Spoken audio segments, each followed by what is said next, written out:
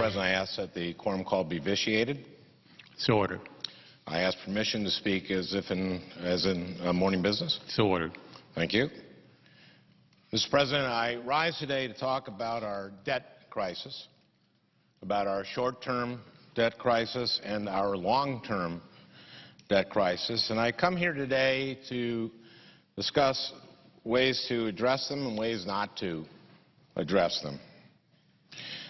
Our most immediate debt crisis is now upon us. In order to maintain the full faith and credit of the United States government, Congress will have to vote to raise the debt ceiling within a matter of weeks. This is something Congress has done as a matter of course many, many times over the years as our national debt has grown. Let us be clear about what exactly it means to raise the debt ceiling and why it is necessary. As a nation, we have accumulated $14.3 trillion in debt. This, in and of itself, is a very bad and dangerous thing. That means our national debt is currently 93% of our gross national product. And again, this is a very bad and dangerous thing. We've been in this situation before. Actually, it's been worse.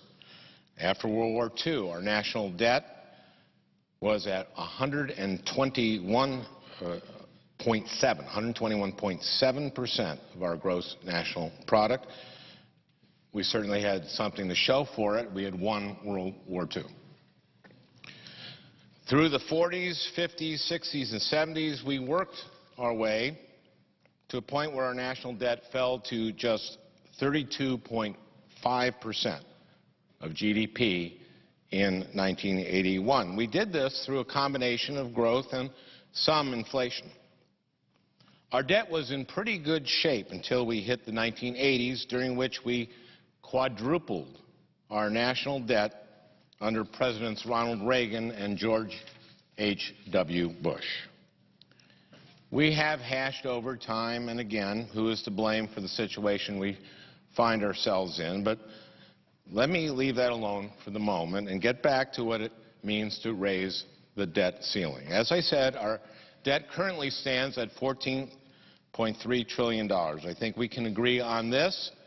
That number reflects past choices, not current ones.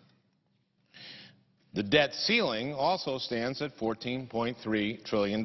We have to raise the debt ceiling because we as a nation have certain obligations that we must meet.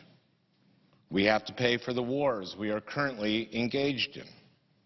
We have obligations to veterans who have served our nation in the past, like the President. We have obligations to have the dedicated men and women at FEMA who have been responding to the many floods and fires our nation has been facing. We have obligations to seniors who have paid into Social Security all their working lives and have a right to expect a check every month of their retirement. We have obligations under Medicare, not just to seniors who, again, have paid in, but to clinics and hospitals and health care providers and to those who supply medicine and medical equipment.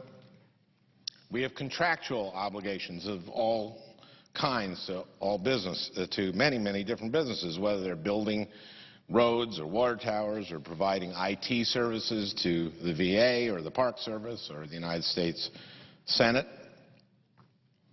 And I think almost everyone would agree that it's good to have guards in our federal prisons, except maybe the prisoners. The list of obligations go on, and one of our most fundamental obligations is to pay principal and interest to bondholders who have invested in what has been for decades and decades considered the safest investment in the world, the U.S. Treasury bond. Now, currently, we simply are not taking in enough revenues to meet all these obligations. So we must borrow more. And of course, we must pay interest on our debt at an interest rate that is now actually quite low. The surest way to increase the interest on our debt would be to default on our debt obligations. And make no mistake, that's exactly what will happen if we fail to raise the debt ceiling. Even an increase in interest rates of just 1% would add $1.3 trillion to our interest payments over the next decade. So as you can see, defaulting on our debt to make a point about the seriousness of our current position would, to say the least, be counterproductive. And yet, some of my colleagues are willing to do just that, and that is just irresponsible. As to the notion that bondholders could be paid while other obligations were postponed, Scott Elmendorf, chair of the Congressional Budget Office, said that, quote, defaulting on any government obligation is a dangerous gamble. Now, we are not absolutely certain what exactly will happen if we default, but we have a pretty good idea. We know that it would roil the international financial markets, induce rating downgrades of our Treasury notes, create fundamental doubts about the creditworthiness of the United States, and force us to pay higher interest rates to induce people to buy our bonds. It would damage the dollar and the special role of Treasury securities in global markets for decades to come. A dangerous gamble, one that we cannot afford to take.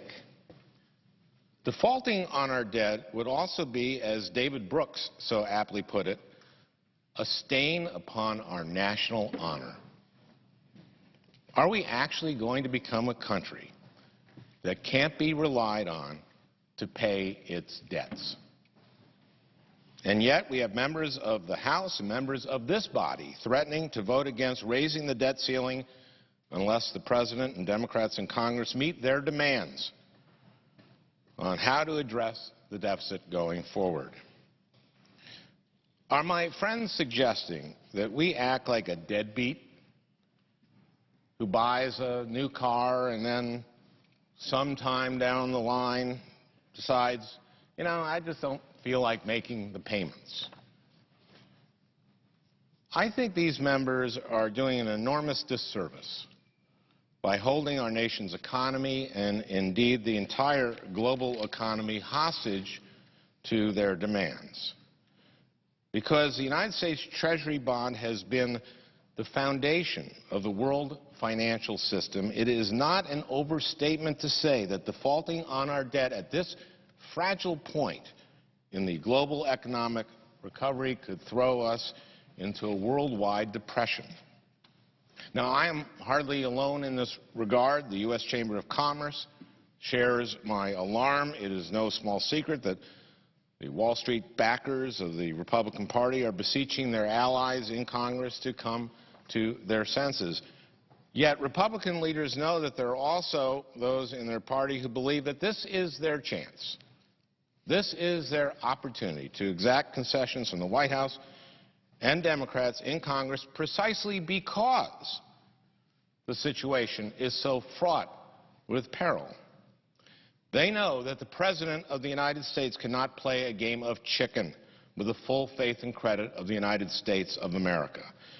And in a game of chicken, the irrational and irresponsible player holds a distinct strategic advantage over the rational and responsible player. And so we find ourselves in this place at this time.